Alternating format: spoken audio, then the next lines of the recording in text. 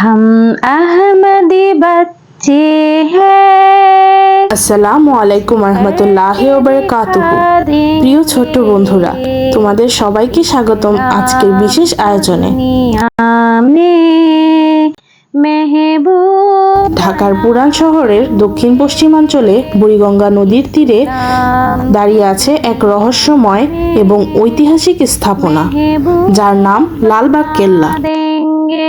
চলো আজ জেনে নেই এই কেল্লার ইতিহাস, কে এটি তৈরি করেছিলেন আর কেন এটি আজও অসমাপ্ত রয়ে গেছে। লালবাগ কেল্লা বা কেল্লা আরঙ্গবাদ ঢাকার দক্ষিণ পশ্চিমাঞ্চলে বুড়িগঙ্গা নদীর তীরে অবস্থিত একটি অসমাপ্ত মুঘল দুর্গ। এর নির্মাণ কাজ শুরু হয় 1678 সালে মুঘল সুবেদার মোহাম্মদ আজম শাহের মাধ্যমে। তিনি ছিলেন সম্রাট আওরঙ্গজেবের পুত্র এবং পরে নিজেও সম্রাট হয়েছিলেন। সম্রাট আওরঙ্গজেবের তৃতীয় পুত্র মুঘল রাজপুত্র আজম শাহ বাংলার সুবেদার থাকাকালীন এই দুর্গ নির্মাণ শুরু করেন। তিনি বাংলায় মাত্র 15 মাস অবস্থান করেছিলেন। খুব অল্প সময়ের মধ্যেই দুর্গটির কাজ অনেক দূর এগিয়ে যায়, কিন্তু দুর্গ নির্মাণ শেষ হওয়ার আগেই মারাঠা বিদ্রোহ দমনের জন্য সম্রাট আওরঙ্গজেব তাকে দিল্লিতে ফিরে আসার নির্দেশ দেন। তখন একটি মসজিদ এবং দরবার হল তৈরি হলেও পুরো দুর্গের কাজ থেমে যায়। আসসালামু আলাইকুম রহমতুল্লাহি ওয়া বারাকাতুহু। আমরা লালবাগে এসেছি শিক্ষা সফরে। আমার কাছে জায়গাটা অনেক সুন্দর লেগেছে এবং অনেক ভালো লাগছে এখানে।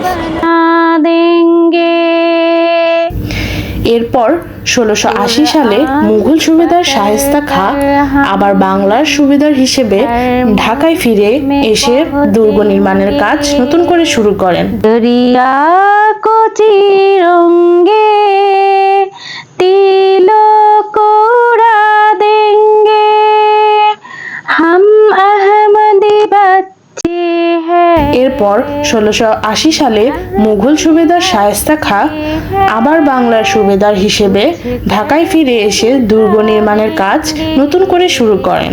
इस्लाम को दुनिया में महबूब बना देंगे। কিন্তু 1684 সালে এখানে ঘটে একটি দুঃখজনক ঘটনা।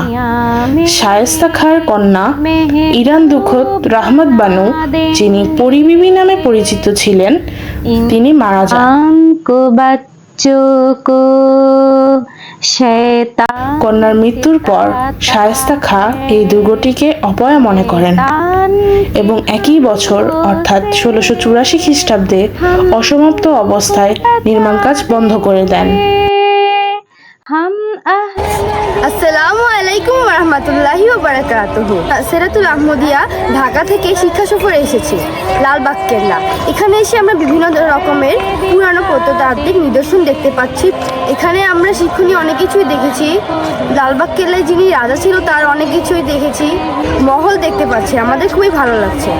हम अहमदी बच्चे हैं, कुछ करके दिखा देंगे।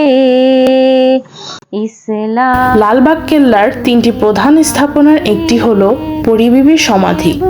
এটি আজও ইতিহাসের একটি গুরুত্বপূর্ণ স্মৃতিচিহ্ন হিসেবে দাঁড়িয়ে আছে। इस्लाम को दुनिया में महबूब শায়েস্তা খাঁ ঢাকা ছেড়ে যাওয়ার পর দুর্গটির গুরুত্ব ধীরে ধীরে কমে যায়। रात पढ़ेंगे हम उस्ताद बनेंगे। পরে ঢাকা থেকে রাজধানী মুর্শিদাবাদে স্থানান্তর করা হলে এর জনপ্রিয়তা আরো কমে যায়। इस মুঘল আমল শেষ হওয়ার পর দীর্ঘ সময় ধরে দুর্গটি পরিত্যক্ত অবস্থায় পড়েছিল। फुर मिटा दें 1844 সালে এলাকাটির নাম আরঙ্গবাদ থেকে পরিবর্তন করে লালবাগ রাখা হয়। এরপর থেকেই দুর্গটি লালবাগ কেল্লা নামে পরিচিত হয়ে ওঠে এবং আজ পর্যন্ত সেই নামেই সবাই একে চেনে। देंगे, हम अहमदी बच्चे हैं। প্রিয় বন্ধুরা, अहमदी অসমাপ্ত হলেও লালবাগ কেল্লা শুধু একটি দুর্গ নয়, बच्चे এটি মুঘল সাম্রাজ্যের পরিকল্পনা, ক্ষমতা, ভালোবাসা এবং বেদনার এক অনন্য স্মারক। শত বছরের ইতিহাস বুকে নিয়ে আজও বুড়িগঙ্গার তীরে দাঁড়িয়ে আছে এই স্থাপনা, মনে করিয়ে দেয় অতীতের গল্প, রাজকীয় স্বপ্ন আর হারিয়ে যাওয়া এক সময়ের কথা। महबूब बना देंगे, कुरान पकड़ कर हम हर मुल्क में पहुँचेंगे। আসসালামু আলাইকুম ওয়া রাহমাতুল্লাহি ওয়া বারাকাতুহু। আমরা আজকে শিক্ষা সফরে লালবাগে এসেছি। জায়গাটা খুবই সুন্দর আর অনেক ঐতিহ্যবাহী জিনিসও এখানে রয়েছে। এখান থেকে আমরা অনেক কিছু শিখতেও পারছি আর ঘুরেও আনন্দ পাচ্ছি। बच्चे हैं हम अहमदी बच्चे। ইতিহাস জানতে হলে শুধু বই নয়, কখনো কখনো এমন স্থানের সামনে দাঁড়ালেই বোঝা যায় সময় কত গভীর স্মৃতি রেখে যায়।